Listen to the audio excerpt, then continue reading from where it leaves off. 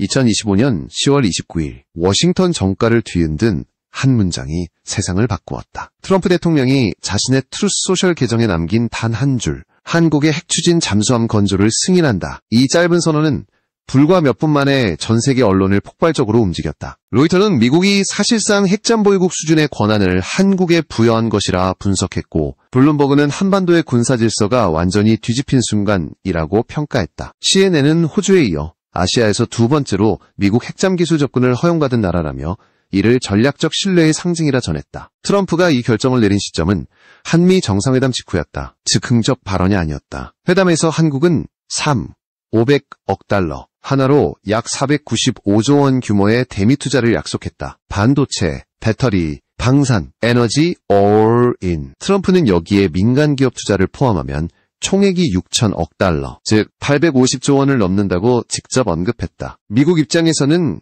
산업 에너지, 안보를 동시에 잡는 한석 3조의 거래였고, 그 대가로 한국은 핵추진 잠수함 건조 승인이라는 전략적 카드를 손에 넣은 것이다. 이것은 단순한 군사적 결정을 넘어 한국이 70년 만에 사실상 핵동력 보유국으로 진입하는 역사적 승인으로 평가된다. 과거 문재인 정부 그리고 윤석열 정부 초반까지 미국은 핵 확산 우려를 이유로 한 발짝도 허용하지 않았다. 핵추진 잠수함의 핵심은 고농축 우라늄 연료다. 민간 원전의 3에서 5% 수준보다 20배 높은 90%에 가까운 고농축 연료를 필요로 하기 때문이다. 이 연료의 공급을 위해선 반드시 미국의 승인과 협조가 필요했다. 한국은 기술이 없어서가 아니라 정치적 승인을 얻지 못해 수십 년간 좌절했던 것이다. 그런데 트럼프가 그 금기를 깼다. 한미 관계의 기존 틀을 완전히 뒤집은 결정이었다. 미국이 핵추진 잠수함 기술을 동맹국에 제공한 전례는 오직 영국과 호주뿐이었다. 이른바 핵동맹 3국,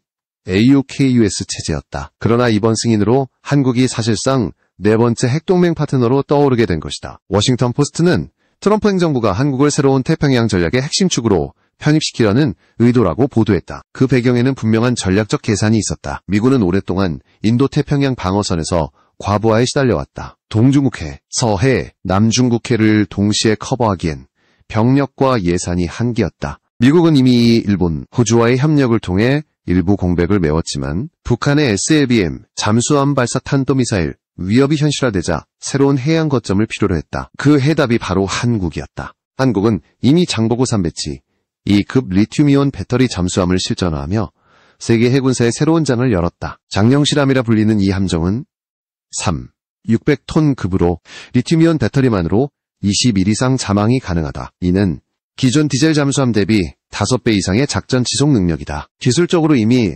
핵잠에 가장 근접한 비핵 잠수함이었다. 미국이 보기에 한국은 신뢰할 수 있는 기술 파트너이자 태평양 방어망을 강화할 수 있는 완벽한 동맹이었다. 트럼프의 결정은 이러한 기술적 신뢰를 기반으로 한 정치적 도박이었다. 그는 메이드 인 코리아를 전략자산으로 받아들였고, 그 결과 한국은 역사상 처음으로 핵추진 잠수함 개발을 공식 승인받은 나라가 되었다. 한국 해군은 수십 년간 꿈꿔온 KSSN 프로젝트를 현실화할 수 있는 기회를 얻은 것이다. 이 뉴스가 공개된 직후 워싱턴 외신센터에는 말 그대로 폭풍이 몰아쳤다. 뉴욕타임스는 핵잠 개발 허가는 단순한 방산 협력의 차원을 넘어 한미 군사동맹의 패러다임이 바뀌는 사건이라며 한국은 이제 더 이상 보조적 동맹이 아니라 핵전략 파트너로 격상됐다고 분석했다. 일본과 중국 역시 즉각 반응했다. 일본 방위성 관계자는 동북아의 핵균형이 무너질 수 있다며 긴급회의를 소집했고, 중국 외교부는 동북아 비핵화 원칙 위반이라며 강력히 반발했다. 하지만 미국은 한국은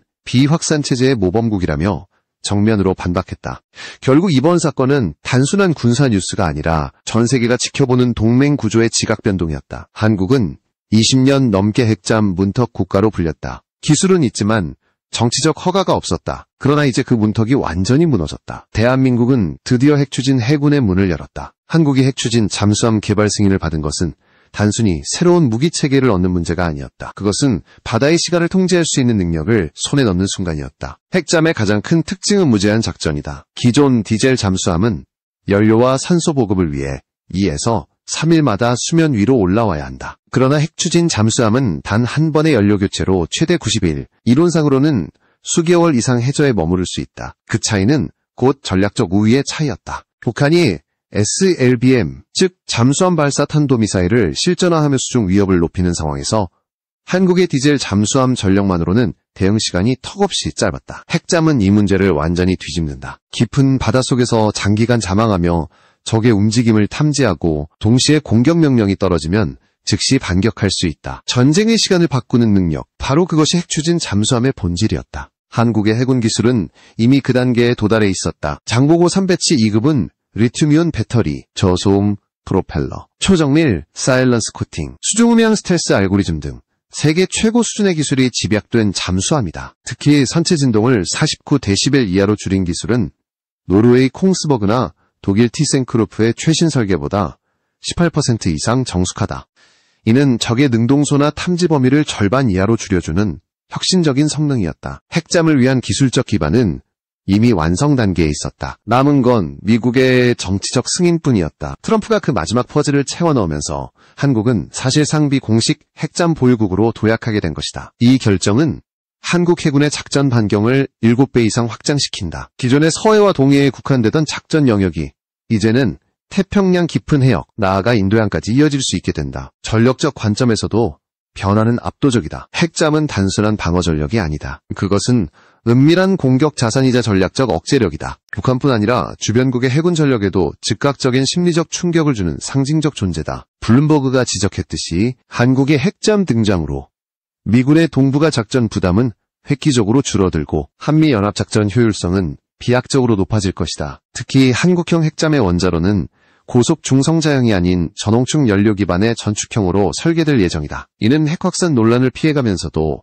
고성능 추진력을 확보할 수 있는 구조다. 미국의 버지니아급 핵잠이 4조 8천억 원이 넘는 제작비가 드는 반면 한국형 핵잠의 예상가는 한 척당 약 1조 6천억 원으로 추정된다. 성능 대비 가격, 즉 전력 효율 면에서 세계 최고 수준이 될 수 있다는 평가가 나온다. 한국이 가진 또 다른 장점은 방산 생태계의 통합력이다. 하나오션, 현대중공업, DSME 등 국내 조선 기술진이 이미 미 해군과 협력 논의에 들어갔다. 트럼프가 건조 장소로 미국 필라델피아 조선소를 언급한 것도 이 때문이다. 한국형 설계와 미국형 원자로 기술을 결합한 동맹형 핵잠 모델이 세계 최초로 등장할 가능성이 크다. 이는 단순히 잠수함 한 척의 문제가 아니라 한미 군수산업 협력의 구조 자체가 재편된다는 뜻이다. 또한 미국은 이 프로젝트를 통해 자국 내 일자리 부활 효과도 노리고 있다. 필라델피아 조선소는 1989년 이후 군용 핵잠 건조가 중단된 상태였다. 그러나 이번 한미 공동 건조로 약 7,000명의 숙련 인력이 복귀할 것으로 전망된다. 한국의 기술과 미국의 인프라가 결합해 새로운 이런 협력 구도는 기술적 의미를 넘어 정치적 신뢰의 증거로 해석된다. 미국이 핵기술을 제공한다는 것은 그 나라를 사실상 2선 동맹이 아니라 1선 핵 파트너로 인정한다는 의미다. 한국은 이제 미국의 핵 전략 체계 내에서 공동 운용국으로 자리 잡게 되었다. 이 모든 변화의 밑바탕에는 한국의 자주 기술력과 방산 경쟁력이 있었다. 세계 유일의 리튬이온 잠수함 상용화국, 자력으로 수중 스텔스 기술을 확보한 나라, 그리고 원자로 소형화 설계를 자체적으로 추진하는 나라. 이 모든 조건이 결합해 한국은 이제 진정한 해양 강국으로 올라섰다. 한마디로 이번 승인은 무기 수출이나 기술 이전이 아닌 전략적 독립권의 부여였다. 미국이 공식적으로 인정한 것은 한국의 능력 그리고 신뢰였다. 핵잠의 심장은 원자로지만 그 추진력은 기술과 의지다. 대한민국은 이제 그 두 가지를 모두 손에 넣었다. 트럼프 대통령의 핵잠 승인 결정은 단순한 안보 협력의 결과물이 아니었다. 그 이면에는 치밀한 외교적 거래와 경제적 계산이 숨어 있었다. 미국은 한국의 기술력과 자본력을, 한국은 미국의 핵기술과 정치적 신뢰를 맞바꾼 것이다. 그것은 돈의 거래가 아니라 전략의 거래였다. 이번 한미 정상회담에서 한국은 미국에 총 500억 달러 규모의 직접 투자를 약속했다. 반도체, 배터리, 에너지, 인공지능, 그리고 방산산업까지 아우르는 초대형 프로젝트였다. 트럼프는 이를 두고 한국이 미국에 제공한 투자는 동맹국 가운데 가장 큰 규모라며 공개적으로 치켜세웠다. 그 자리에서 그는 덧붙였다. 그들의 투자는 미국 일자리의 재건이자 자유세계의 안보를 위한 헌신이다. 바로 그 발언 이후 핵잠 승인 소식이 이어졌다. 그리고 이 결정은 정치와 경제 그리고 군사의 완벽한 삼각교환이었다. 한국은 핵 추진, 잠수함 기술 접근권을 얻었고 미국은 막대한 투자와 함께 아시안의 안정적 군사 파트너를 확보했다. 그 대가로 양국의 방산 협력, 에너지 공급망, 기술 동맹이 더욱 긴밀하게 얽히게 되었다. 미국이 한국에게 핵잠 개발을 허가한 진짜 이유는 기술 신뢰 외에도 지정학적 변화에 있었다. 인도태평양 전략에서 중국의 팽창을 견제하기 위해 미국은 기존의 AUKUS 삼각체제만으로는 부족함을 느끼고 있었다. 일본은 평화헌법의 제약으로 군사력 확장에 한계가 있었고 호주는 전략적으로 너무 멀었다. 반면 한국은 군사력, 기술력, 그래서 미국은 새로운 구조를 구상했다. 바로 KSA, 한미 핵동맹 축이었다. 물론 이는 공식 조약 명칭이 아니라 워싱턴 내부에서 통용되는 상징적 코드였다. 미국은 이 구조를 통해 한국을 태평양 전략의 중추로 삼고자 했다. 호주가 남쪽을, 일본이 동쪽을 담당한다면 한국은 북방과 서태평양을 잇는 교차축으로 자리한다. 미국은 한국의 핵잠 기술 승인으로 이 전략의 균형점을 완성시켰다. 이 결정은 아시아의 외교 구도를 근본적으로 뒤흔들었다. 일본은 즉각 반발했다. 도쿄 언론들은 한국이 미국의 새로운 핵동맹 파트너로 부상했다. 미한미의 삼각협력체 내의 균형이 깨졌다고 분석했다. 중국 또한 민감하게 반응했다. 외교부는 한반도 비핵화 원칙에 반한다며 미국을 향해 항해 성명을 발표했다. 하지만 미국은 한국은 NPT 체제의 모범국이며 민간 핵기술을 완벽히 관리할 능력이 있다고 공식 입장을 밝혔다. 워싱턴의 한 고위 관계자는 우리가 신뢰하는 나라는 오직 한국뿐이다. 기술적 투명성과 전략적 일관성 모두에서 한국은 완벽한 파트너다라고 말했다. 이는 사실상 한국이 일본보다 한 단계 높은 군사 신뢰 등급을 부여받았다는 뜻이었다. 이제 동북아의 군사 중심은 점차 이동하고 있다. 과거 미국의 전략 지도에서 일본 요코스카가 중심이었다면 앞으로는 부산과 진해가 핵심이 될 것이다. 한미연합 해군이 핵추진, 잠수함을 공동 운용하게 되면 작전 반경은 동해를 넘어 오키나와 남단과 남중국해까지 확장될 수 있다. 이는 곧 미국의 태평양 전략의 중추가 한국으로 옮겨가는 과정임을 의미한다. 이 과정에서 한국의 외교력은 그 어느 때보다 빛났다. 수십 년간 미국의 반대로 막혀있던 핵잠의 길을 열어낸 것은 단순한 기술적 협상 결과가 아니었다. 그것은 한국 정부가 지속적으로 신뢰를 쌓아온 결과이자 글로벌 투자와 안보 동맹을 하나로 엮은 외교적 승리였다. 트럼프는 회담 직후 한 문장을 남겼다. 우리는 한국을 믿는다. 그들은 약속을 지키는 나라다. 그 말은 미국이 한국을 더 이상 지원받는 동맹이 아니라 공동 결정권을 가진 핵심 파트너로 인정했다는 선언이었다. 결국 이번 거래는 핵잠 승인이라는 단어로 단순히 요약할 수 없다. 그것은 외교의 교과서에 남을 만한 완벽한 교환이자 한국이 외교, 경제, 군사 세 분야를 모두 아우르는 전략국가로 도약한 순간이었다. 미국은 기술과 신뢰를, 한국은 자본과 의지를 내놓았다. 그 결과 두 나라는 이전보다 훨씬 강력하게 묶이게 되었다. 이날 이후 워싱턴 정가에서는 이런 말이 돌았다. 이제 태평양의 심장은 도쿄가 아니라 서울에 있다. 그러나 한국의 핵잠 승인 소식이 전 세계를 뒤흔들던 그때 북쪽에서도 또 다른 움직임이 포착되었다. 바로 북한의 핵잠수함 개발 선언이었다. 김정은은 조선중앙TV를 통해 조선의 바다는 더 이상 제약되지 않는다 고 선전했고 자신이 직접 조선소를 시찰하는 영상을 공개했다. 영상 속에는 거대한 선체가 있었다. 북한이 자랑하는 핵잠 건조 프로젝트였다. 북한 핵잠은 약 6,000톤급으로 추정된다. 길이는 100m 안팎, 수직 발사관 8개를 탑재한 것으로 보인다. 한국의 도산 안창호급이 3,700톤에 불과한 점을 감안하면 약 1.6배나 큰 규모다. 북한은 이를 통해 한반도 전 해역에서 무제한 작전이 가능하다고 주장했다. 그러나 군사 전문가들의 평가는 정반대였다. 우선 북한 해역의 수심이 문제였다. 서해의 평균 수심은 44m, 얕은 지역은 30m도 되지 않는다. 이런 환경에서 대형 핵잠수함이 자유롭게 자망하기란 불가능에 가깝다. 핵잠이 안정적으로 작전을 수행하기 위해서는 최소 100m 이상의 수심이 필요하다. 결국 북한이 자랑하는 6,000톤급 핵잠은 동해 일부 수역에서만 제한적으로 움직일 수밖에 없다. 더 근본적인 문제는 기술력이다. 북한의 핵잠에 탑재될 원자로는 러시아로부터 기술 이전을 받았다는 의혹이 있다. 최근 러시아와 북한의 군사협력이 급격히 밀착되면서 소형 원자로 기술이 북한으로 흘러들어갔다는 분석이 제기됐다. 하지만 러시아의 잠수함 기술은 이미 국제적으로 노후평가를 받고 있다. 냉각펌프와 터빈 시스템의 진동이 심하고 소음 억제 기술도 미국이나 한국에 비해 한참 뒤떨어진다. 러시아제 핵잠은 원자로 냉각펌프의 소음을 줄이지 못해 적의 능동소나에 쉽게 탐지되는 치명적 약점을 가지고 있다. 냉전 시대의 미국 로스앤젤레스급보다도 은밀성이 떨어진다는 평가가 있을 정도다. 게다가 러시아 핵잠의 잦은 원자로 사고, 이력은 이미 악명 높다. 그 기술을 북한이 제대로 운용할 수 있을 리 없다. 북한의 산업 기반은 열악하다. 방산 기술자 수는 제한적이고 고정밀 용접이나 음향 코팅 같은 기술은 사실상 보유하지 못하고 있다. 러시아가 기술을 넘겼다 하더라도 그것을 그대로 구현할 수 있는 생산 능력은 전혀 없다. 전문가들은 북한이 러시아 기술을 단순 복제하려 할 경우 오히려 소음이 더 커져 스텔스 능력이 거의 사라질 것이라 경고한다. 실제로 북한의 전술 잠수함 김쿠녹 영웅함은 진수 후 얼마 지나지 않아 물속에서 기울어지는 결함이 발견되어 긴급 수리에 들어갔다. 그 배수량이 200톤에 불과한 재래식 잠수함조차 이런 수준이었다면 6,000톤급 핵잠을 제대로 운용하기란 불가능에 가깝다. 그럼에도 북한은 핵잠 개발이 체제의 자존심이라며 집착하고 있다. 김정은은 핵잠은 우리 혁명의 방패이자 창이라 선언했고 군 수뇌부는 핵잠이 완성되면 한미동맹의 군사 압박은 끝난다. 고 선전하고 있다. 그러나 현실은 정반대다. 오히려 북한의 무리한 핵잠 추진은 한국과 미국의 대응 속도를 더욱 가속시키는 결과를 낳고 있다. 한국군은 이미 북한의 잠수함 활동을 실시간으로 추적할 수 있는 전력을 갖추고 있다. 해상작전 헬기 MH-60R 시오크 12대가 배치되면 동해와 서해 전역에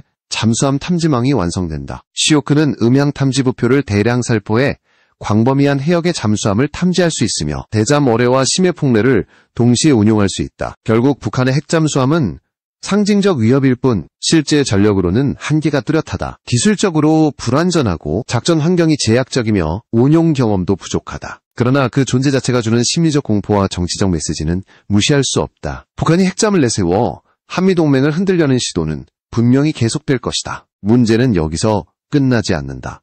러시아가 북한의 핵잠 기술을 지원하는 것은 단순한 군사협력을 넘어 국제 질서를 교란하려는 전략의 일환이다. 우크라이나 전쟁으로 서방의 제재를 받는 러시아는 동북아에서 새로운 불안정 요인을 만들어 미국의 압박을 분산시키려 하고 있다. 북한은 그 전략의 도구로 활용되고 있다. 따라서 북한의 핵잠 프로젝트는 기술의 문제가 아니라 국제 정치의 도화선이다. 한국이 핵잠 승인을 받은 이유도 바로 여기에 있다. 북한과 러시아의 결합은 동북아 안보 질서의 불안정 요소이자 한국의 자주 국방을 촉진시키는 역설적 계기가 된 셈이다. 이제 한국은 단순히 북한의 위협에 대응하는 수준을 넘어 그들의 전략적 시도를 역이용하는 단계에 진입했다. 북한의 핵잠은 한국을 위협하는 무기가 아니라 오히려 한국의 핵잠을 정당화시키는 명분이 되어버렸다. 북한이 핵잠 개발을 본격화하고 러시아와의 군사협력을 강화하자 한국의 대응 전략은 한층 더 정교하고 공격적으로 변했다. 핵잠의 승인으로 이미 한 단계 앞서 나간 한국은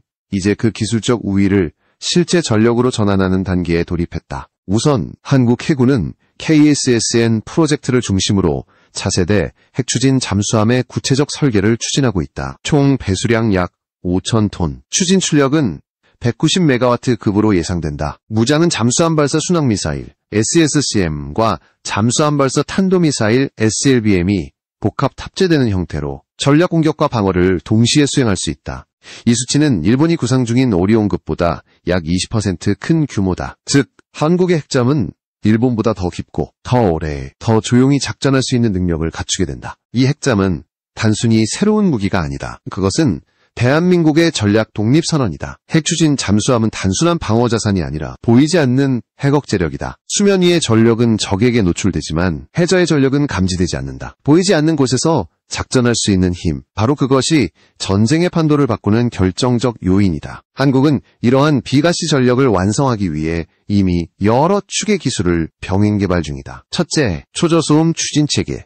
하나오션이 개발 중인 차세대 프로펠러는 기존 장보고 3급보다 소음을 40% 이상 줄였다. 둘째, 인공지능 음향 분석 시스템. 잠수함이 이동 중 수집하는 모든 음향 데이터를 AI가 실시간 분석하여 적의 함정을 식별하고 위치를 추정한다. 셋째, 수중통신망. 이는 세계적으로 극소수 국가만 보유한 기술로 해저 300m 깊이에서도 명확한 신호 교환이 가능하다. 이러한 기술들은 단순히 방위산업의 발전이 아니라 국가 전략체계의 근간을 형성한다. 한국은 이미 핵잠을 운용할 수 있는 나라에서 핵잠을 설계하고 수출할 수 있는 나라로 향하고 있다. 이 변화의 중심에는 방산기업뿐 아니라 수많은 중소기업, 연구소, 대학이 참여하는 국방 생태계가 있다. 그리고 그 변화의 상징적 무대가 바로 울산조선소다. 과거 장보고급이 태어난 곳이자 이제 핵잠의 기틀이 마련되는 곳이다. 한화오션은 미국 기술진과 함께 원자로 경납 시스템, 냉각 파이프라인, 전력 배관 장치를 설계 중이며 현대중공업은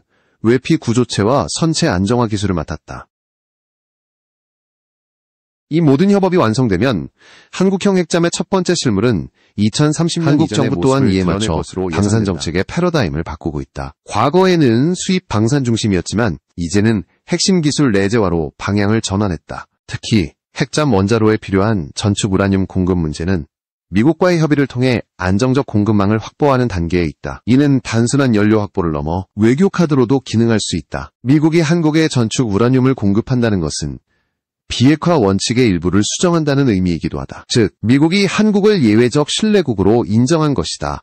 이는 곧 한국이 군사적 자율성을 확보했다는 뜻이다. 미국이 한국의 핵잠 개발을 승인한 배경에는 단순한 정치적 이해관계가 아니라 기술적 신뢰가 있었다. 이러한 신뢰는 곧 동맹의 구조를 재편한다. 이제 한미동맹은 단순히 병력과 무기를 공유하는 관계가 아니라 기술과 전략을 공동 개발하는 공생동맹으로 진화하고 있다. 한국의 기술력이 미국의 전략에 편입되고 동시에 미국의 기술이 한국의 산업을 성장시키는 구조다. 이와 동시에 한국 해군은 대잠전, AESW, 능력 강화를 병행하고 있다. 시어크 헬기 외에도 장기적으로는 자체 개발한 무인 수중 드론 체계가 투입될 예정이다. 이 드론은 핵잠의 보조 전력으로 운용되어 적의 음향을 탐지하거나 수중 지뢰 제거, 심해 감시 임무를 수행할 수 있다. 이미 해양과학기술원은 2025년까지 실험 모델을 공개할 계획이다. 이 모든 흐름은 한 방향으로 수렴된다. 바로 완전한 해양 전략 독립. 한국은 더 이상 타국의 승인이나 지원에 의존하지 않는다. 기술적으로,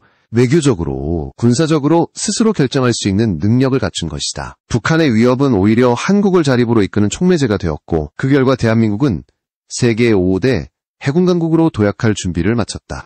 결국 한국의 핵잠 개발은 단순한 방산 프로젝트가 아니라 국가 전략의 재구성이었다. 그것은 억제와 방어, 기술과 외교, 산업과 안보가 하나로 융합된 총체적 시스템의 완성이었다. 이제 남은 과제는 단 하나다. 이 모든 성과를 실제 해양작전으로 전환해 세계 앞에 보여주는